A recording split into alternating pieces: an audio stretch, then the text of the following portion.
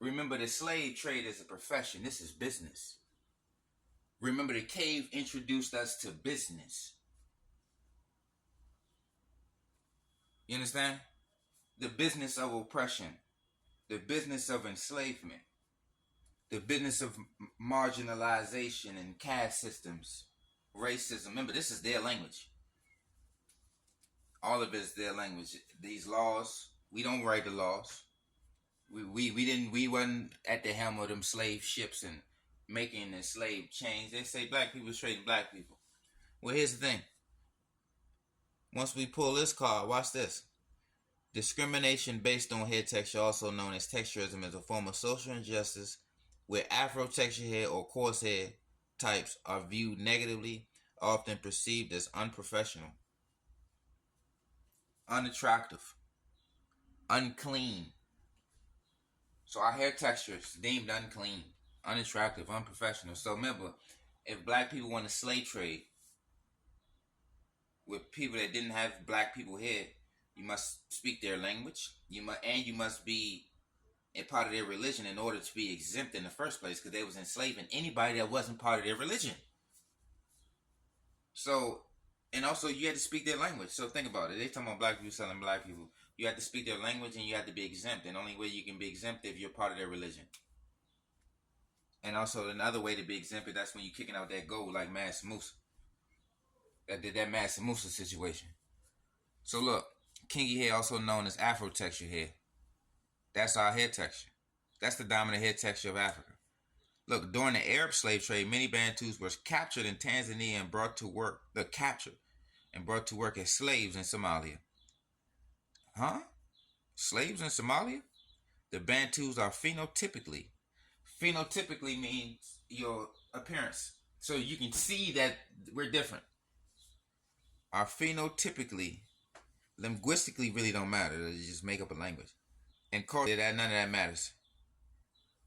From the ethnic Somalis of Somalia and were discriminated based on this. So discrimination based on your phenotypical difference, your appearance.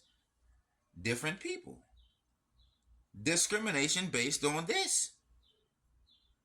And still are to this day.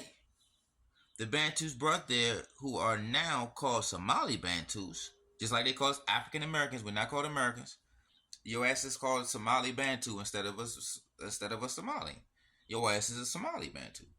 Called Somali Bantus. Look, we're called Jarir by the ethnic Somalis, which is a derogatory meaning kinky hair. A derogatory word meaning kinky hair. So we didn't already show information where this word has been classified as derogatory, an ethnic slur, and a racial slur. It's still on TikTok. It's still under our comments. As soon as we go live, this is all up under our comments. They ain't DNA test us. They didn't DNA test me. I didn't get DNA tested. Let's run it on. The Somali Bantu predominant Negroid physical traits also serve to further distinguish them from Somalis. Among these phenotypic characteristics of the Bantu are kinky hair, Jarir, while Somalis are soft-textured Jilics, soft-haired Jilics. So Somali is a soft-haired. A Bantu is a kinky-haired or / hard-haired. The majority of Somali Bantus have converted to Islam, which they first began embracing. So remember, black people, we just talked about hair discrimination. We are the only people with a hair law in America and in our own goddamn World Afro Day. Shit called World Afro Day. And also remember, forensic science can determine who you are based on your goddamn hair. You know our hair look if our hair is coiled up, it's spiraled up. It's coiled, spiral, tight. It's a tight coil. It's tight. So listen, racial identification through your hair. Look at the Crown Act, creating a respectful and open world for natural hair because it doesn't exist. You have to create an open and respectful world for natural hair in 2025. We just had Michelle Obama make a book and come on different interviews, public stations, saying that America wasn't ready for her African hair. America is not ready for her natural hair. So she kept her hair straight. That's why Oprah and Beyonce and all them women keeping their hair straight. You thinking they keeping their hair straight for it to look jillic. You trying to be jillix. Everybody want to be jillic. Let's run it gone. Remember, all of them got this SLC light skin gene, this Afro-Asiatic and this Indo-European. They got this something called SLC light skin gene. The Khoisan got that too. This is this light skin mutation. That's that recent into Africa gene. It's a recent gene. Let's run it gone. The people in Somalia / Ethiopia / Eritrea look completely different from sub-Saharan Africans. Some of them have narrow noses, wavy hair, light skin. That's the SLC gene. They also usually have beautiful, skinny necks. What? What are you talking about?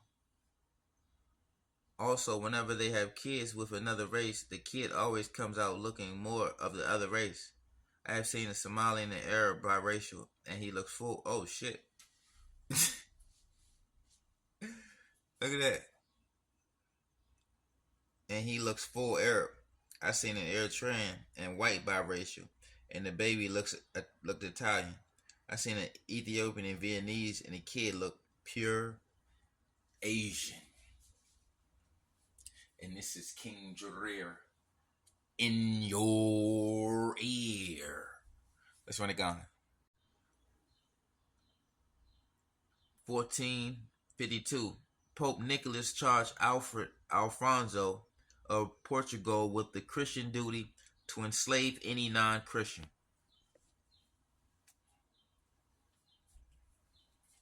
So they was putting people in slavery who wasn't Christian.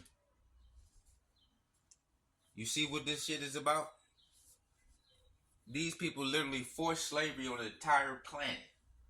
Forced religion. They forced their religion through slavery. So you got a lot of people who was not in chains because their names was John. Yeah. Why you think a lot of black people in America names is biblical? That's the only way you can be free from slavery is to be a Christian. If you want to be free from slavery, from Islam, you had to be a Muslim. That's the only way not to get enslaved. Muslims cannot enslave another Muslim, and a Christian can't enslave a Christian. So remember, it can't change your skin color, but you can convert. Well, it could change your skin color. Let me take that back. And you can convert. That's much easier, converting. Cutting your hair and converting. That's another sellout situation. Or at least modifying your hair. Hold on, let's show this. This is transracial. So look, they may adjust their appearance to make themselves look more like that race. So when you adjust your straight hair into something of an afro, of a jillic situation, a loose curl Habesha hairstyle, you're trying to portray that. Or just like when Oprah, she wear her hair in the Afro Kinky game and then pop up with straight hair. Even her boyfriend is like Indian. You see him, he's an Indian. So you got our people playing Jillic, and you got Jillics playing Jarir. Just by adjusting your goddamn hair, they may adjust their appearance to make themselves look more like that race, and may participate in activities associated with that race. That's cultural appropriation. See, we don't actually have any choice to participate in English or not.